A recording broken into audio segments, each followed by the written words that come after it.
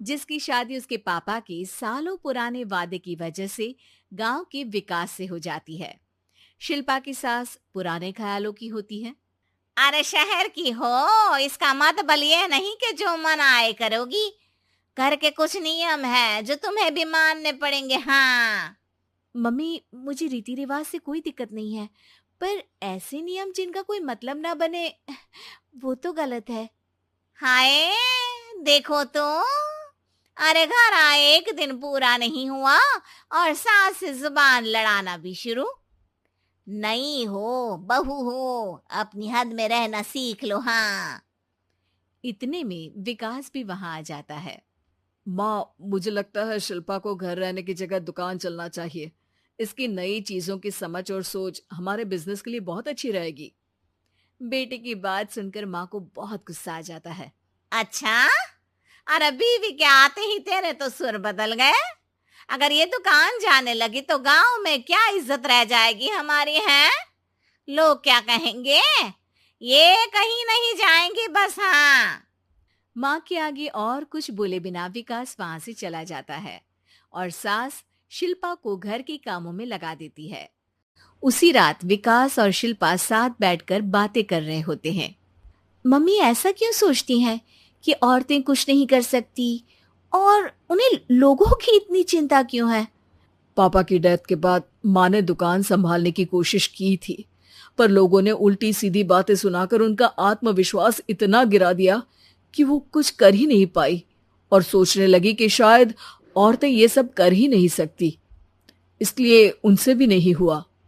लोगों की यही तो दिक्कत है, उन्हें अपने से ज्यादा दूसरे की जिंदगी में स्वाद आता है। वैसे लोग जिनसे डरते हैं ना, उन्हें ही तोड़ने की कोशिश करते हैं। आप फिक्र मत करो, मम्मी की सोच बदलने का तरीका है मेरे पास। और अगले ही दिन से शिल्पा अपनी सास की सोच बदलने और लोग क्या कहेंगे के डर को खत्म करने की जद्दोजहद में जुट जाती है।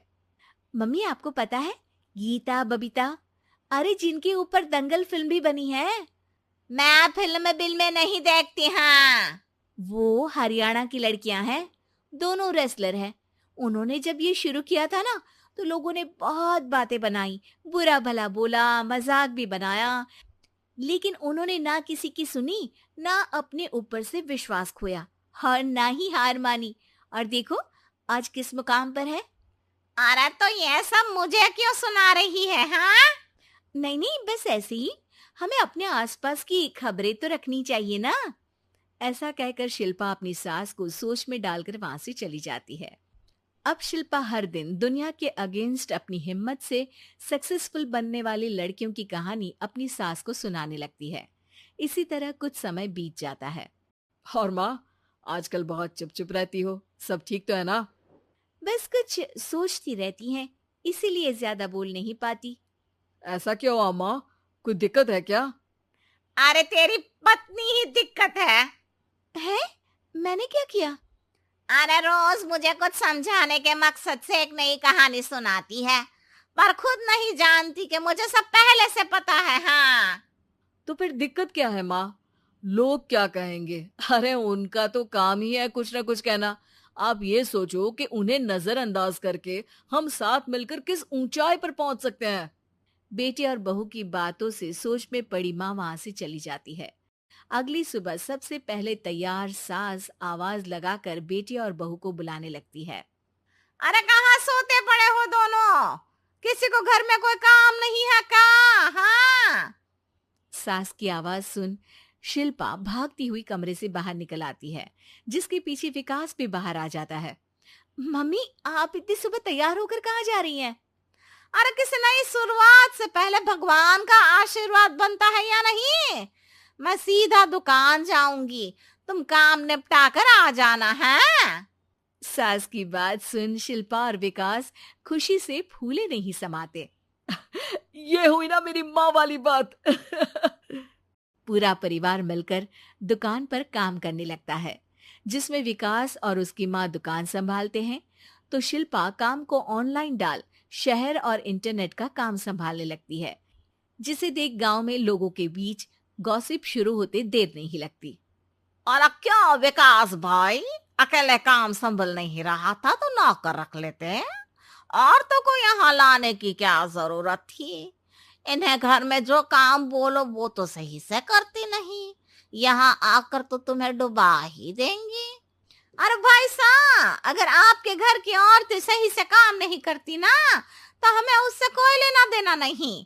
यहाँ आपकी पंचायत के लिए किसी के पास समय नहीं है। हाँ, करारा जवाब सुन बातें सुनाने आए लोग मुंह लटकाए उल्टे पैर वापस चले जाते हैं।